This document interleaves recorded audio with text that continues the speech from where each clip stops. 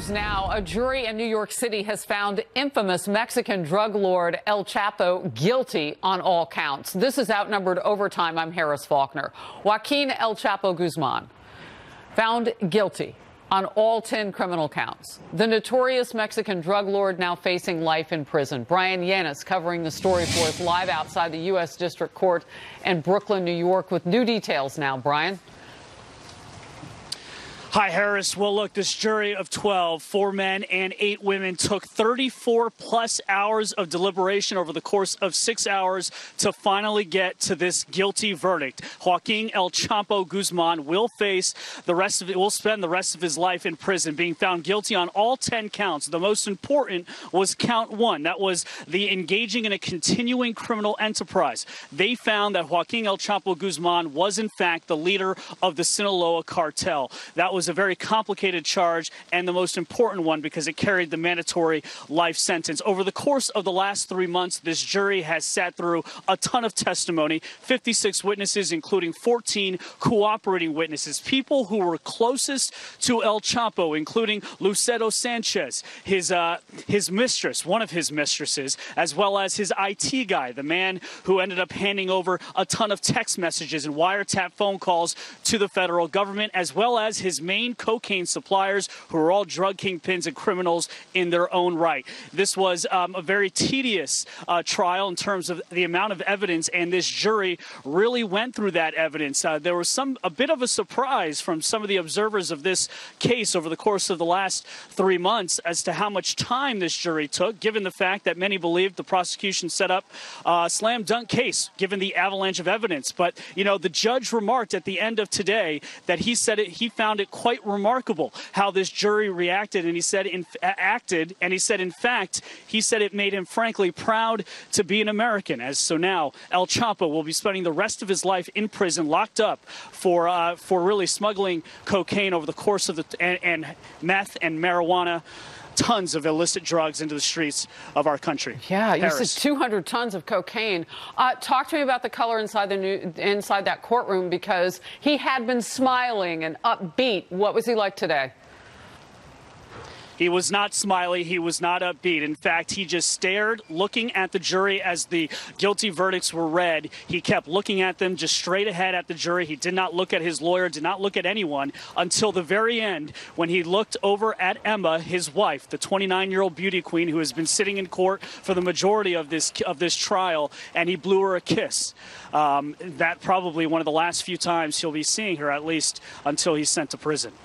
Harris. Brian, thank you very much. And this is breaking as well. Moments ago, we heard from President Trump at a cabinet meeting inside the White House. He told the nation he is not happy with the bipartisan deal just reached on border security, but he does not believe that there will be another partial government shutdown, insisting his wall is getting built. Chief White House correspondent John Roberts on the North Lawn now. John? Harris, good afternoon to you. It remains to be seen what the president does this afternoon with the conferee's report, should it pass the House and Senate. But his initial reaction certainly was anything but positive. Listen to what he said in the cabinet room just a short time ago. I have to study it. I'm not happy about it. It's not doing the trick, but I'm adding things to it. And when you add whatever I have to add, it's all going to happen where we're going to build a beautiful, big, strong wall that's not going to let criminals and traffickers and drug dealers and drugs into our country. Now, the money that's in the conferee's proposal is about what the president rejected back before Christmas, $1.3 billion for 55 miles of border fencing. But that is $1.3 billion more than Nancy Pelosi had said she was willing to give. The Democrats have also reportedly given up on the idea that they floated yesterday of capping ICE detention spaces at 16,500. They'll allow at least another 5,000 more. The Senate Majority Leader Mitch McConnell saying this morning that Democrats were forced to abandon their demands. Listen here. It had been clear to everyone that in order to reach an agreement, our Democratic colleagues would have to walk away from 2 extreme positions that had been dictated to them, presumably by the far left. Senator Chuck Schumer this morning urged the president to agree to what the committee has come up with, even though Schumer himself did not yet have all the details. Listen here. I urge President Trump to sign this agreement. We must not have a rerun of what happened a few months back, where legislators, Democrat and Republican, House and Senate agreed, and President Trump pulled the rug out from under the agreement and caused a shutdown. The president, though, does not appear to be interested in another government shutdown. Again, here he is in the cabinet room. I don't think you're going to see a shutdown. I wouldn't want to go to it now. If you did have it, it's the Democrats' fault.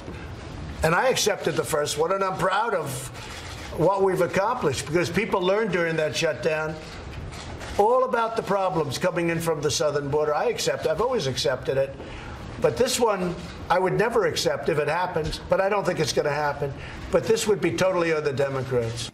So the president is of two minds here. He says he's extremely unhappy with what the conferees are proposing, but he's very happy with what's been going on in the last few weeks. He says they've been replacing lots of pieces of aging border wall with new border fencing that is much more able to keep people from coming through into the United States. The big decision he's going to have to make, Harris, this week, is he going to accept what the conferees give him? Will he take this $1.3 billion and then use some money that OMB has found elsewhere to build some more border fence and risk the outcry over that, or will he simply take what the conferees are proposing? We still do not know the answer to that question yet. All right, John Roberts, thank you very much. Republican Senator Steve Daines sits on the Senate Appropriations Committee, and I understand you just got back from the border as well.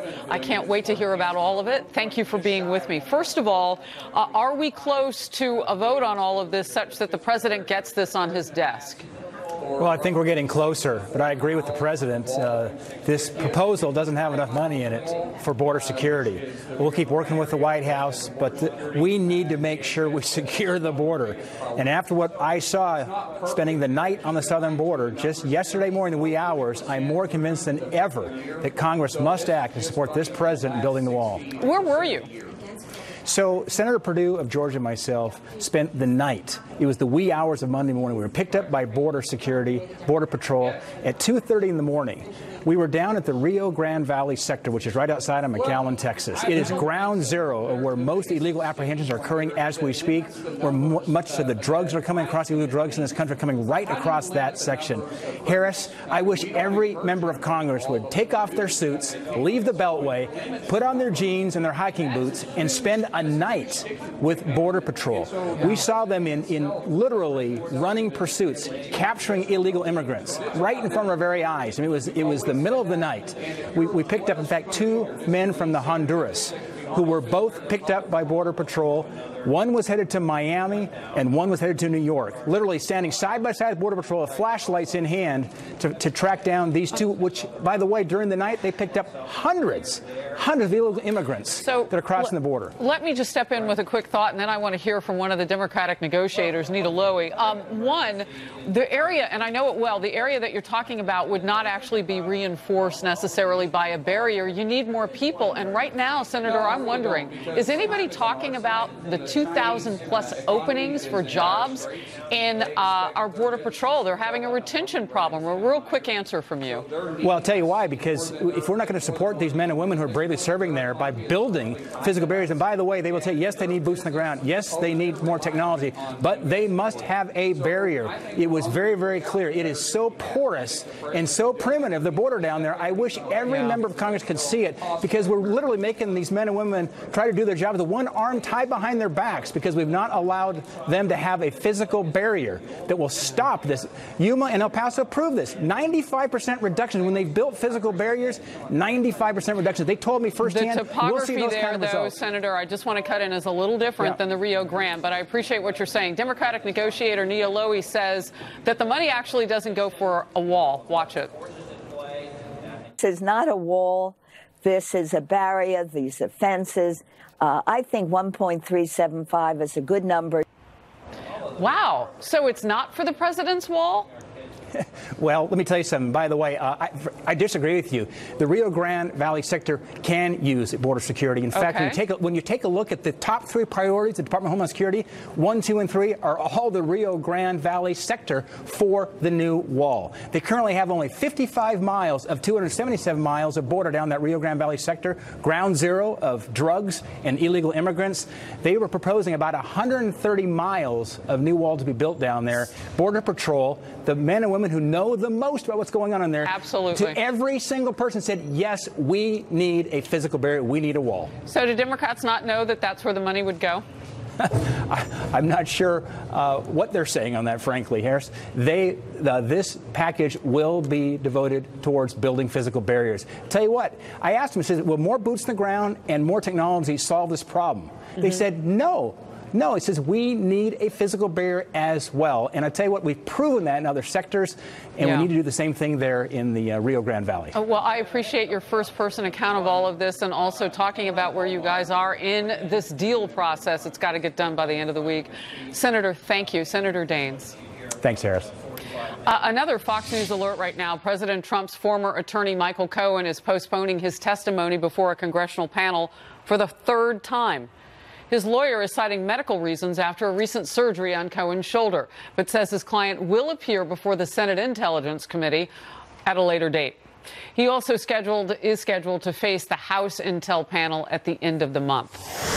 And this is happening. More trouble for Virginia's Lieutenant Governor Justin Fairfax, who is now dealing with a mass exodus of staffers after a second accuser has come forward alleging that Fairfax raped her in college. And Fox News has obtained some of that accuser's Facebook messages from 2017, where she discusses those exact claims against Fairfax. Garrett Tenney is live for us in Richmond, Virginia. Garrett?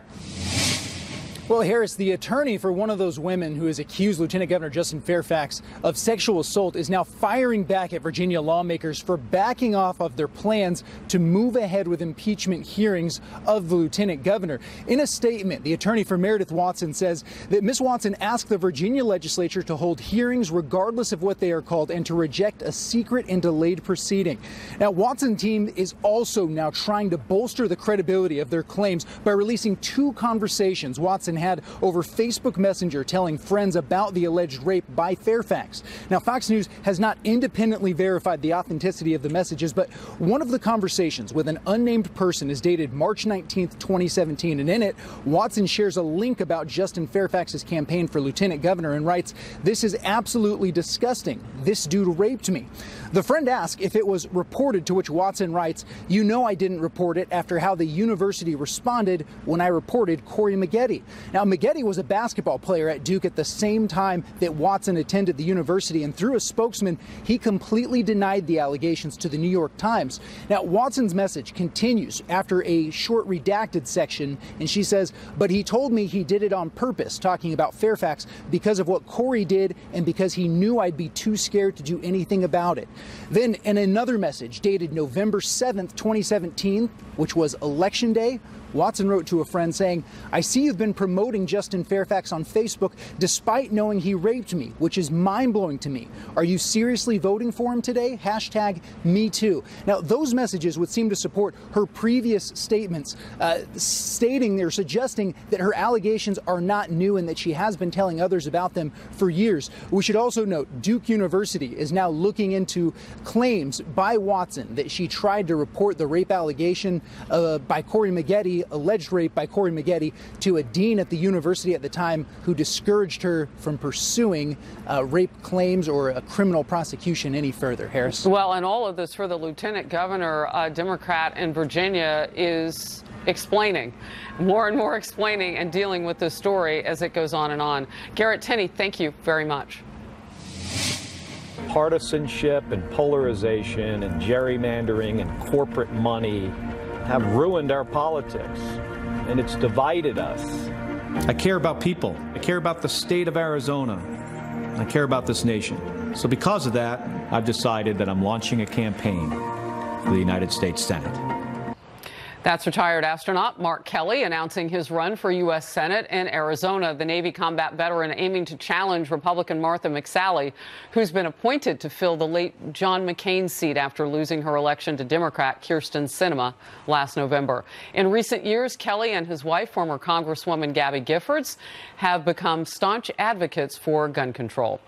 A major winter storm expected to hit the Midwest and Northeast today and tomorrow, bringing heavy snow, strong winds, and ice, which could lead to slick roads, power outages, and a lot of damage along tree lines. Let's bring in meteorologist Adam Klotz in the Fox Extreme Weather Center. Adam.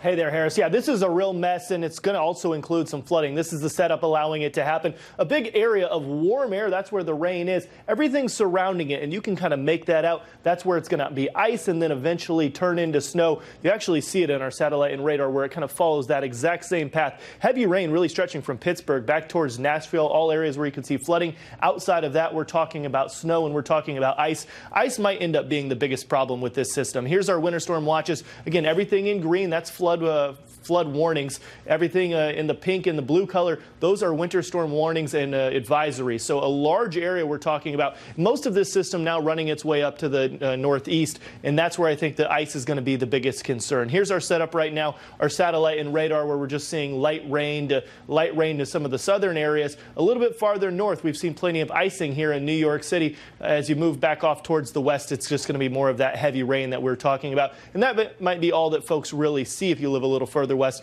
Here is our forecast of precipitation numbers. Everything in the pink, that is that ice. And we could be talking about by the end of the day today, really as you get into that evening commute, maybe a thick layer of ice on some of the roadways, and that could be a dangerous situation.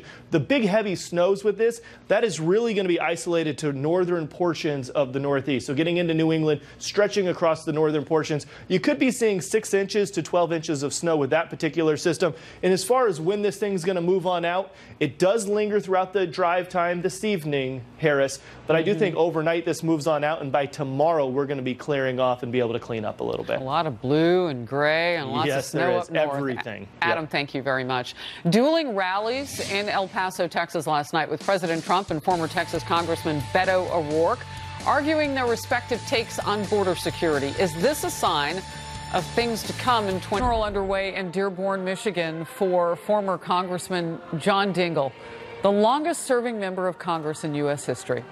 Former Vice President Joe Biden among today's speakers. 2 Democratic aides are telling Fox News the military planes transporting lawmakers to the funeral had to turn around due to bad weather. Members of Congress will be able to pay their respects with a motorcade carrying the late congressman's casket when that is driven past the U.S. Capitol later this afternoon. Another service for Dingell will be held Thursday in Washington. Minnesota Congresswoman Ilhan Omar apologizing after House Democratic leaders condemned her suggestion on Twitter that lobbyist money was fueling congressional support for Israel. Amid accusations of anti-Semitism, she released a statement saying she never meant to offend anyone. Meanwhile, House Democratic leaders are saying they will not strip Omar of her committee assignments at this time. Let's bring in Republican Congressman Lee Zeldin of New York, co-chair of House Republican Israel Caucus. Good to see you, and so glad to get your voice on this topic. I follow you in social media, and you were quite vocal calling for the House Speaker to do something in regard to getting an apology. Is it enough? I think it was great that Speaker Pelosi was finally speaking yesterday. That was breaking a silence that was long overdue. It was good that she had a conversation with Congresswoman Omar. She clearly forced Congressman Omar to issue this apology. This wasn't something that this freshman congressman did on her own. The apology itself, Congresswoman Omar declares as an unequivocal apology, yet the apology is filled with equivocation. This is not the first time that there's been an issue with Congresswoman Omar. She has a long history. She now serves on the House Foreign Affairs Committee, but going back several years when she was first criticizing Israel in a way that resulted in an apology. We should also note, aside from being pro-BDS, anti-Israel, and putting out this anti-Semitic trope, she's requested leniency for ISIS fighters in the past. She's been pro-Maduro in Venezuela. She's blamed American foreign policy for the al-Shabaab attack in Kenya. California. I believe that she shouldn't be serving on any committees, especially the House Foreign Affairs Committee. There should not be a double standard. Last month, there was a resolution, House Resolution 41, that passed condemning white supremacy. It named a Republican member of Congress, and he was stripped of all his committee assignments despite his apology, not only in writing, but also on the floor of the House. Here, all you have is an apology via tweet and no other repercussions, and that's not going to stop it. We'll see this again. So what you're calling for is parity in terms of the retribution, if you will, on these comments that even Pelosi and others, Steny Hoyer, have condemned. Democrat Representative Jerry Connolly says that this might have happened because she's so young. Watch it. I make a huge distinction between Omar and, say, someone like Steve King, who's been around for decades. Steve King's been saying horrible, racist things for a long time, and there was crickets, total silence on the Republican side of the aisle about it until very recently. Omar's a freshman. She's new here. She's young. I think she has learned a painful lesson. Well, he's not wrong about the pass with Steve King, but what's your take on giving Omar a pass?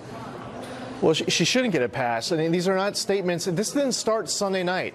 This started several years ago. I mean, she tweeted out what she had to apologize for with anti-Semitic trope long before she was even in Congress.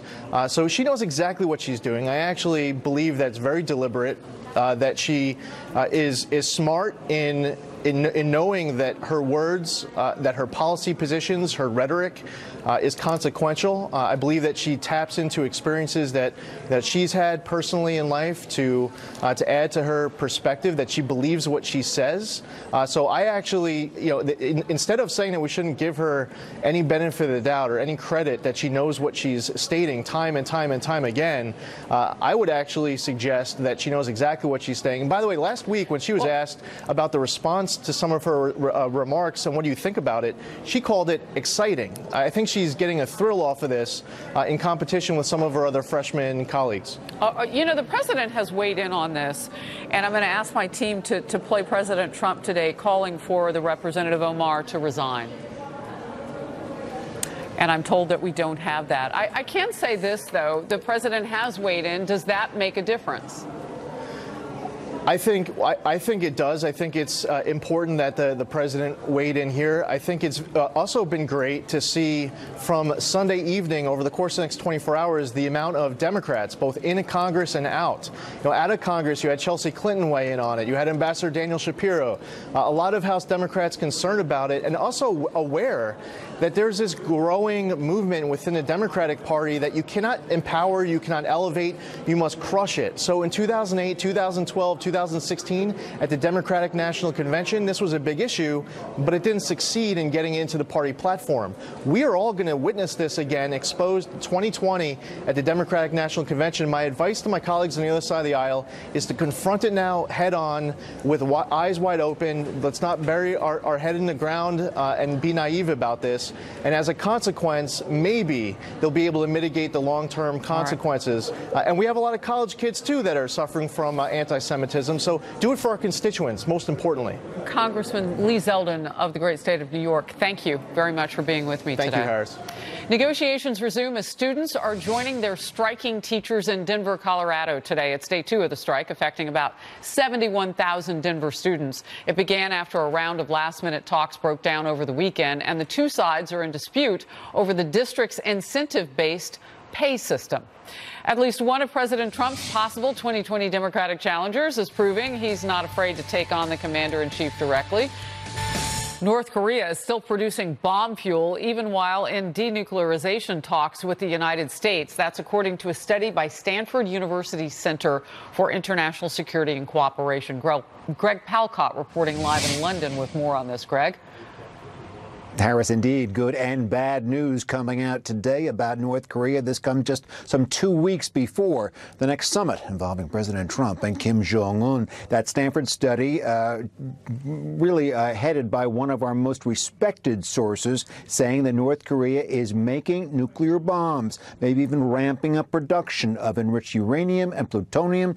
Some say the nuclear arsenal could be as many as 60 weapons. They say right now there's 37 bombs there, well enough enough to cause some real damage. But also, according to the report, last year's Singapore summit involving Trump and Kim, as well as an end, for the time being at least, of Pyongyang's nuclear testing and missile launches has, and this is a quote again here, Harris, has dramatically lowered the tensions and the threat of war on the Korean Peninsula. Just a couple of hours ago on Capitol Hill, those sentiments echoed almost exactly by the head of U.S. forces in South Korea, General Robert Abrams. Take a listen to his testimony. Despite a reduction in tensions along the DMZ and a cessation of strategic provocations, coupled with public statements of intent to denuclearize, little to no verifiable change has occurred in North Korea's military capabilities.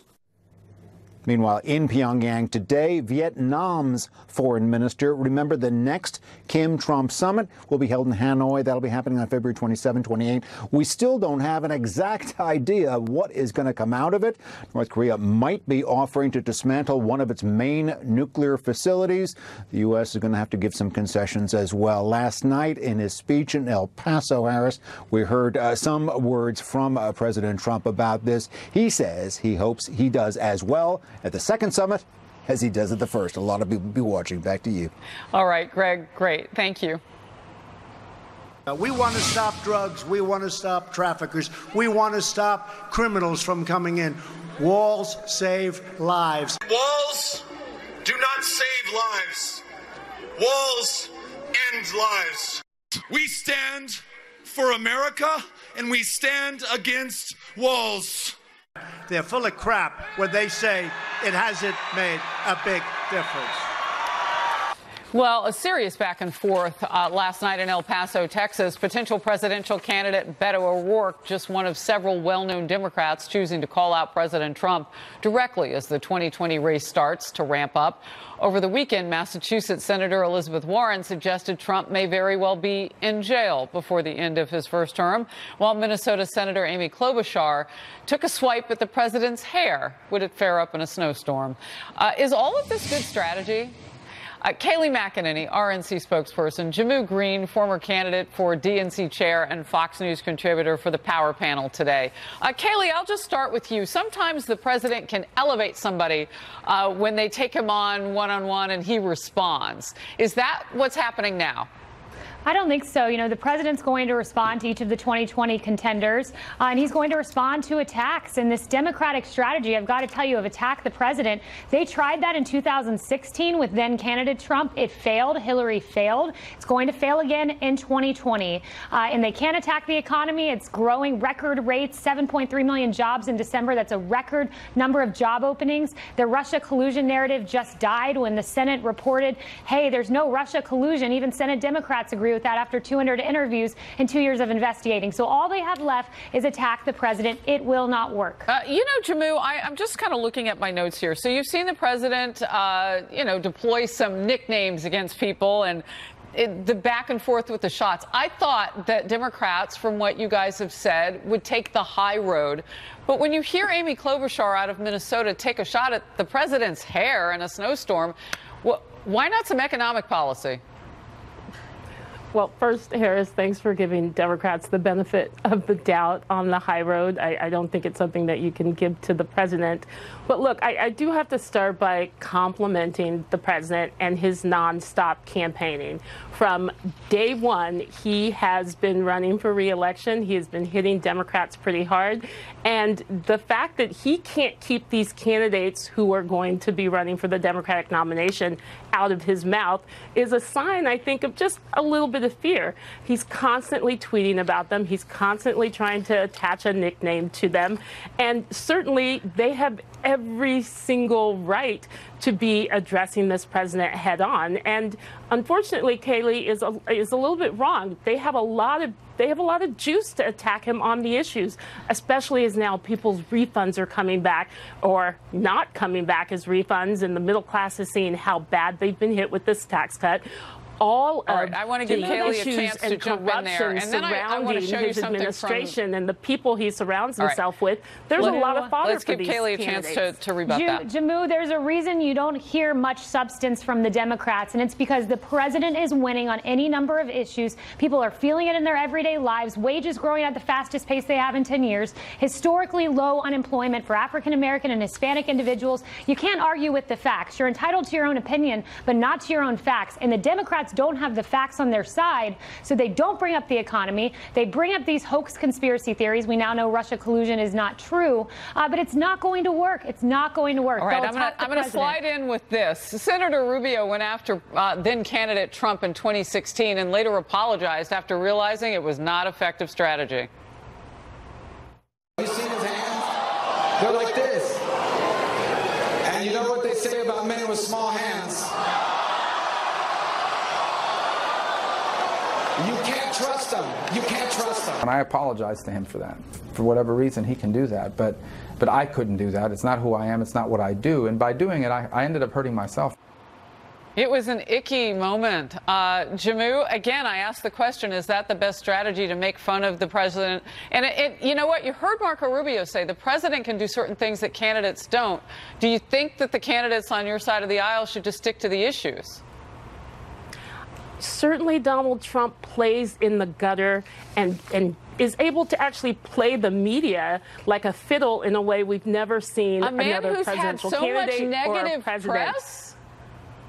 He has a very, very successful track record, getting 50% more media coverage than Hillary Clinton did. That was around $5 billion of earned Everybody media. blames the media. Look, it's fascinating no, to me. I'm not blaming the media fully here. I think the candidates need to stick to the issues. Healthcare and President Trump's attempted sabotage of the Affordable Care Act is something that all of these candidates are talking about. Obamacare failed and socialism if he's going to be in the gutter, Ladies, they need to also make sure they hit at 1 p.m. on Overtime, but I got to let you go. Thank you. Thank you. It's being called a miracle on ice. Again, a hockey player collapsed during a game after going into cardiac arrest. Another player helped save his life. That's where the miracle is, that I'm skating with an emergency room doctor. This is my guardian angel, whether he wants it or not. Copies of the Fresno Bee. That carrier says he was approaching a house when he saw something moving. As soon as I get closer and closer, I have my radio down low too as well. I could hear the baby cries going through my car. I was like, oh God, it's a baby. It was shivering, crying, its face was red. You could tell it's been screaming there. Officers say that little baby's umbilical cord was still attached. She was taken to the hospital and is now said to be in good condition. Police are looking for whomever abandoned that little one.